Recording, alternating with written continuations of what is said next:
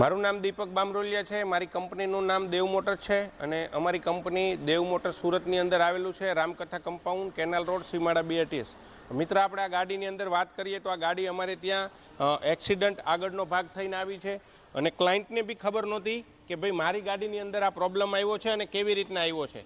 પછી અમે એમને આઈડિયો આપ્યો કે શું પ્રોબ્લેમ છે। હવે આ ગાડીનું છે ને બહુ જમ્પિંગ થાય ને ત્યારે બમ્પ કૂદી ગઈ છે અને I-10ની અંદર બહુ બધી ગાડીની અંદર પ્રોબ્લેમ થાય છે, ટાઈમ મેમ્બર તૂટી જવું। હવે જો કદાચ ટાઈમ મેમ્બર તૂટી ગયા પછી ક્લાયન્ટને ખબર ન પડી હોત અને લોંગ ટાઈમ ચાલી હોત ને તો અહીંયા તો આ રેડિએટરનો ભાગ છે ને આ ઘસાઈ અને રેડિએટર અને કન્ડેન્સરને તોડી નાખત તો બહુ બધો ખર્ચો આવત। પણ આ ક્લાયન્ટને અવાજ આવ્યો એટલે ખબર પડી ગઈ કે ભાઈ મારી ગાડીની અંદર કંઈ ને કંઈ ડેમેજ થયું છે, એટલે સર્વિસમાં આપણે ત્યાં આપી અને આપણે ચેક કર્યું એટલે આપણને ખબર પડી કે આનું ટાઈમ મેમ્બર તૂટેલું છે।